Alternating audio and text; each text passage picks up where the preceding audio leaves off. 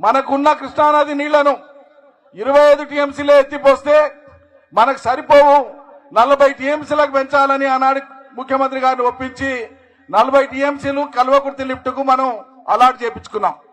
మరి 40 టీఎంసీలు ఎట్లా ఎత్తిపోసుకుంటాం? రిజర్వాయర్లు లేవు కదా, అలా వాళ్ళు కట్టింది చిన్న కట్టిండ్రు, వాటిని పెంచడానికే రాదు. ఇప్పుడు కొత్త కట్టడానికి ఏమైనా ఆలోచన ఉందా? ఏం చేస్తే మనకు నీళ్లు ఎక్కువ వస్తాయి ఆలోచన చేయండి అని మేము విజ్ఞప్తి చేసినాం.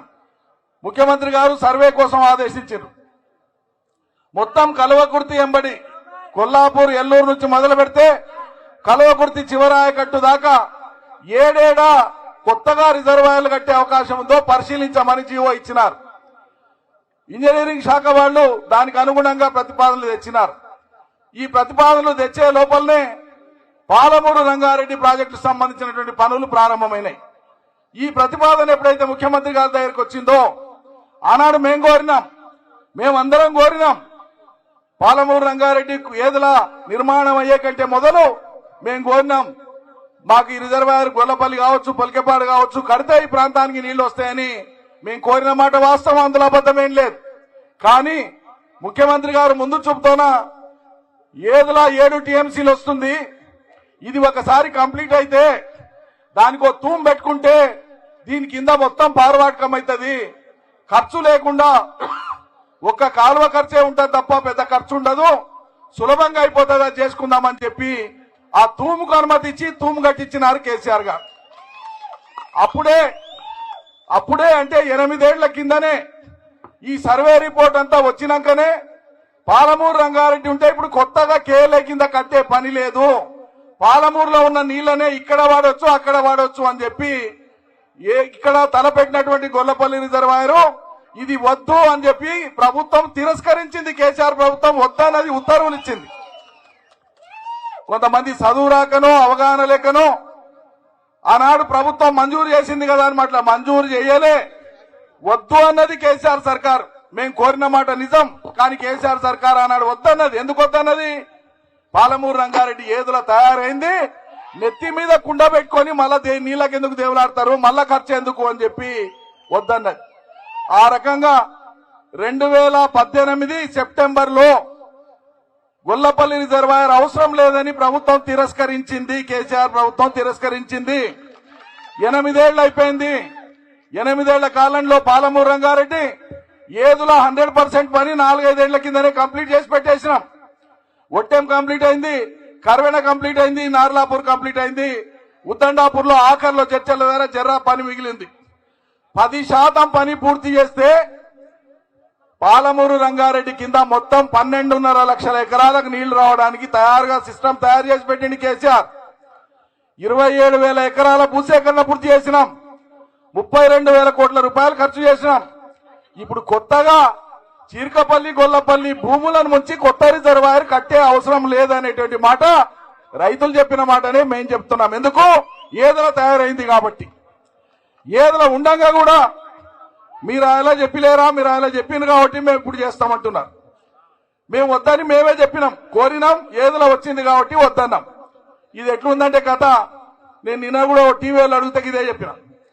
పెళ్లికి ముందు నువ్వు 2-3 సంబంధాలు చూసింటాం, ఆ ఊర్లో అమ్మాయిని, ఆ ఊర్లో అమ్మాయిని, ఆ ఊర్లో అమ్మాయిని, ఆఖరికి ఈ అమ్మాయిని వచ్చి ఆ అమ్మాయిని చేసుకుంటాం. ఆ మిగతా 2 ఊర్లో వచ్చి నువ్వు చూసిపోతే మమ్మల్ని చేసుకుంటావా లేదా అని అడిగితే ఎట్లుంటుందో గొల్లపల్లి కట్టమని అడిగితే గట్లే ఉంటుంది. సర్వేకి ఇచ్చినప్పుడు కూడా వాళ్ళు చూపించిన మాట నిజం, అదనపు ఖర్చు అవుతుంది, అదనపు భూసేకరణ అవుతుంది. ఏదిలా ఒట్టెమి కట్టినాడు 10 ఏళ్ల కింద 4.5 లక్షలు 5 లక్షల ఎకరా 5.5 లక్షలు ఇచ్చినాడే రైతులు ఆనాడు సంతోషంగా ఒప్పుకున్నారు. సరే మా భూములు పోయినా లక్షల మంది బతుకుతారు, 10 మందికి అన్నం వస్తుంది, మేము మా పుణ్యం మా పిల్లలకు వస్తుంది, పోతే మా ఇంత భూమి పోయింది ఇంకో తోన తీసుకుంటాం, ఇంకేదన్నా పని చేసుకొని బతుకుతాం, లోకం బతకని అని పెద్ద మనసు చేసుకొని ఆయన ఇచ్చిండు భూములు. కానీ ఇవాళ కేసీఆర్ నీళ్లు దేబట్టి పంటలు వండబట్టి కేసీఆర్ కాలంలోనే భూముల ధరలు అమాంతంగా పెరిగిపోయినాయి. 4.5-5.5 లక్షలు 10 ఏళ్ల కింద ఉన్నాయి. ఏటేటా ఒక ఏడాది 10 లక్షలు అయితే మళ్ళా ఏడాది 15 లక్షలు, మళ్ళా ఏడాది 20 లక్షలు, రోడ్డుకు జర దగ్గర ఉందంటే 30, 40, 50 లక్షల దాకా ఎకరాల భూములు పోయినాయి. ఇవాళ సర్కారు ఇస్తుందా? ఆ లెక్కన ఇస్తుందా? సాధ్యమవుతుందా? ప్రాజెక్ట్ ఉండగా ఇంకో ప్రాజెక్ట్ అవసరం ఏర్పడుతుందా? ఇక నినమోన తెలివి ఎక్కువైపోయి వాళ్ళకే తెలివి ఉందన్నట్లు నిరంజన్ రెడ్డి వెనకడికే మాట్లాడలేడా? గొల్లపల్లి కావాలని మాట్లాడలేడా? ఇక చూడండి అని నేను మాట్లాడింది పెడతాను. 40 ఏళ్ల నుంచి నీళ్లు కావాలని అడుగుతున్నాం. నీళ్లు ఎట్లా ఎత్తి పొలబడితే వస్తాయో అదే ప్రయత్నంలో ఉన్నాం. ఒక ప్రయత్నం కాకపోతే ఇంకో ప్రయత్నం. ఇప్పుడు మనకు పుష్కలంగా నీళ్లు తెచ్చుకునేటువంటి పరిస్థితి వచ్చింది. ఏట్ల నీళ్లు ఉన్నాయి, కట్టిన రిజర్వాయర్లు ఉన్నాయి, పంపింగ్ స్టేషన్లు ఉన్నాయి. నార్లాపూర్ కాడ నీళ్లు ఎత్తిపోస్తే ఏదులలో వచ్చి పడతాయి. ఇక్కడ వారేటి వారంగా ముందలికి పోతాయి, ఒట్టెం పోతాయి, కరువేణ పోతాయి, జడ్చల పోయి ఆ నుంచి ఉమ్మడి పాలమూరు జిల్లా పలు ప్రాంతాలకు నీళ్లు పోతాయి. ఇది 6-7 నెలల పని. 1000-1200 కోట్లు రేవంత్ రెడ్డి సర్కార్ వచ్చిన వెనువెంటనే మొదలు పెట్టి ఉంటే ఈ పాటికి అయిపోయేది. ముట్టుకోలే. ఒక్కనాడన్నా ఈ జిల్లాలో ఉండేటువంటి శాసనసభ్యులు గాని మంత్రులు గాని ఒక్కనాడన్నా రేవంత్ రెడ్డిని తోలుకొని వచ్చి ఈ జిల్లాలో సాగునీటి ప్రాజెక్టుల మీద సమీక్ష పెట్టిండ్రా? నీళ్ల మంత్రే ఆనాడు 60-70 సార్లు వచ్చి సమీక్షలు చేసిండే. 5 ఏళ్ల కాలం నీళ్ల మంత్రిగా ఉన్న హరీష్ రావు గారు మేము ఆయనతో పాటు వచ్చి 60-70 సార్లు సమీక్షలు చేసి బొట్టు నీళ్లను రైతులకు మారించే ప్రయత్నం చేసినమే. చెరువులను దురస్తి చేసి కాలువలను బట్టి నీళ్లు వచ్చినట్లు చేసి రిజర్వాయర్లను కంప్లీట్ చేసి చెక్ డ్యాంలను కట్టి కొత్తగా ఎక్కడ వీలైతే అక్కడ రైతాంగానికి పారుతలేవు సార్. మేము మిరుమిరుదున్నాం, కింద పారుతున్నాయి, వాళ్ళంతా ఆనందంగా ఉన్నారు.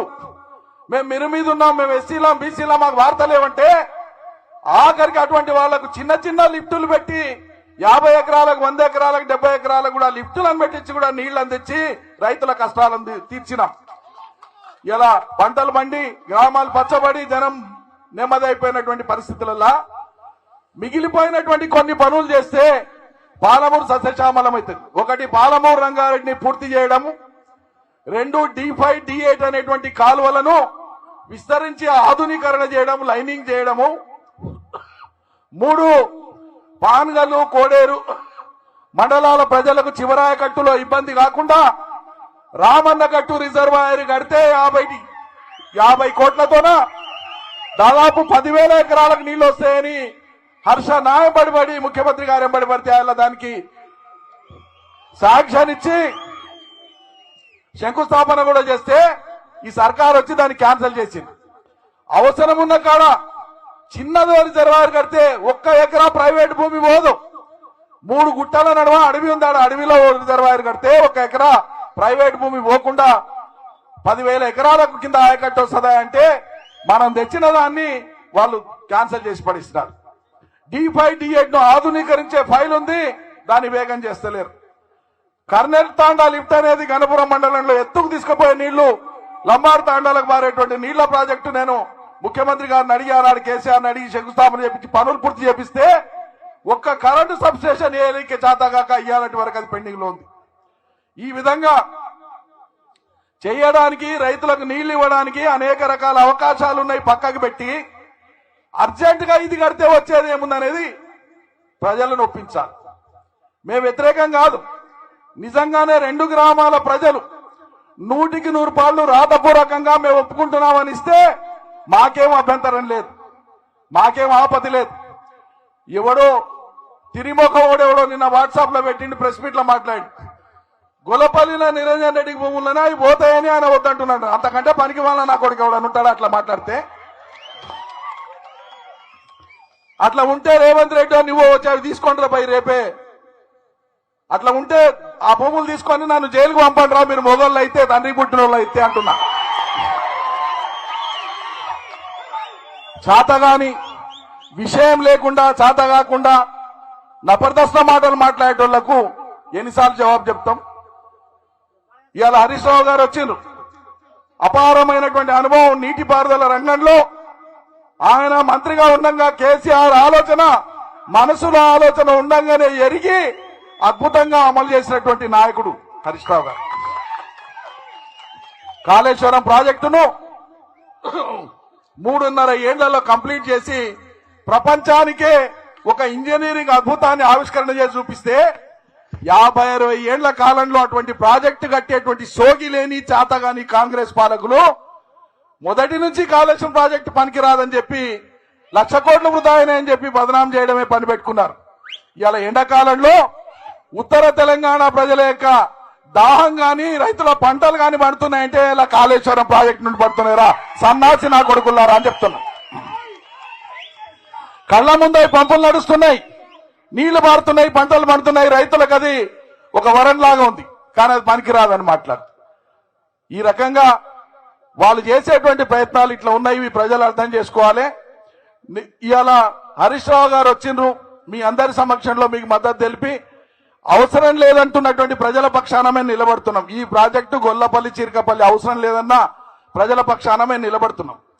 లేదు ఇది చేపట్టడం ద్వారానే మేలైతుంది అనేటువంటి వాదన వినిపించదలుచుకుంటే, ప్రజలను ఒప్పియదలుచుకుంటే ముఖ్యమంత్రి నీళ్ల మంత్రి ఉత్తమ్ కుమార్ రెడ్డి వచ్చి ఇట్లే మాలాగా మీటింగ్ పెట్టి ఈ 2 గ్రామాల ప్రజలను 100% ఒప్పియమనండి, మేము దండం పెడతాం, వాళ్ళ వెనుక నడుస్తాం, మాకు అభ్యంతరం లేదు. మేము రాజకీయాలు చేస్తలేం, ప్రజాధనం వృధా కావద్దని చెప్తున్నాం. బొట్టు బొట్టు నీళ్ల కోసం కన్నీళ్లు కార్చినటువంటి వాళ్ళం, ప్రజల కన్నీళ్లకు స్పందించి తెలంగాణ జెండా ఎత్తుకున్నటువంటి వాళ్ళం. అర్ధకేదో వస్తుందని ఉబలాట పడే రాజకీయ నాయకులం కాదు మేము. 40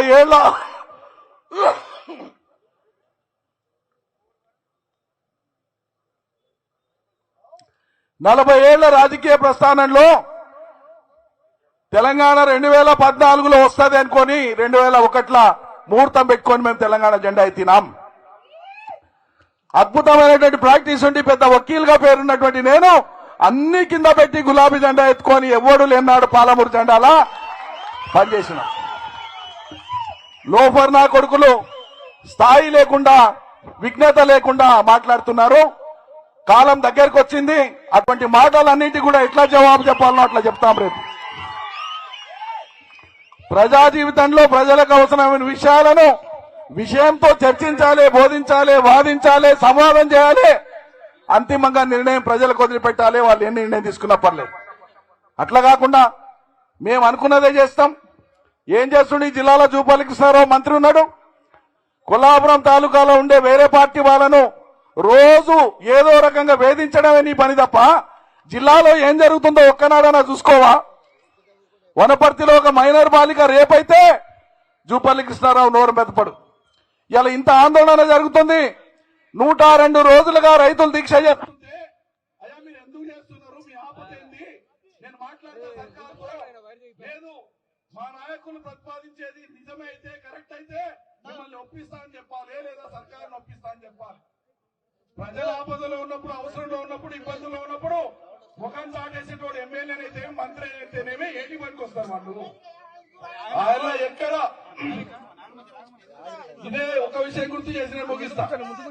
ఇదే పాలమూరు రంగారెడ్డిలో రిజర్వాయర్లు కట్టాలని చెప్పి ప్రాజెక్టుకు భూమి సేకరించాలని మేము పోయినప్పుడు నేను ఒక్కడినే ఏదుల రిజర్వాయర్ ప్రాంతంలో ఉండేటువంటి రైతుల్ని కలవడానికి 73 సార్లు పర్యటన చేసిన ప్రాజెక్టు పూర్తయ్యే వరకు 73 సార్లు.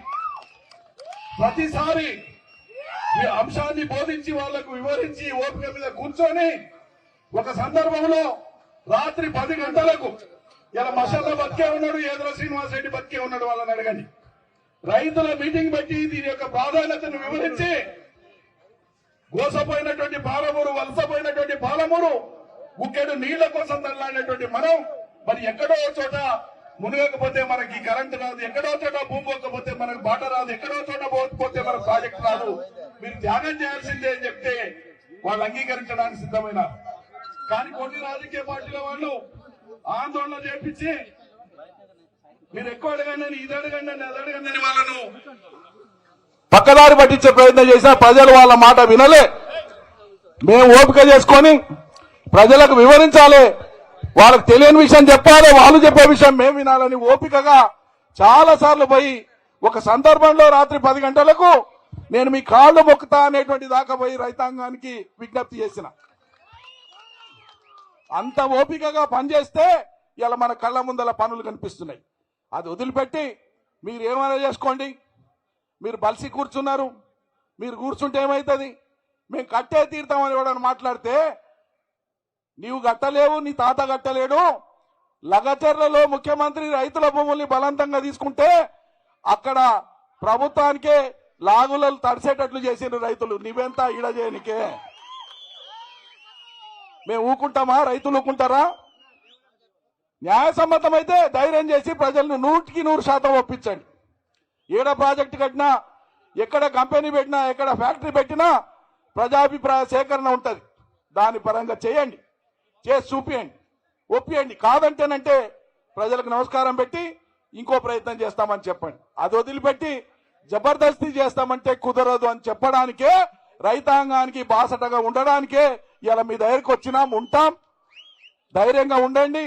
ఎట్టి పరిస్థితులలో అది టేకప్ చేయడానికి వీల్లేదనేటువంటి మీ పంతానికి మద్దతు ఇస్తామని చెప్పి తెలియజేస్తూ మీ అందరితో నేను సెలవు తీసుకుంటాను. ఇప్పుడు గౌరవనీయులు సోదరులు మాజీ మంత్రివర్యులు శ్రీ శ్రీనివాస్ గౌడ్ గారిని మాట్లాడవలసిందిగా కోరుతున్నాను.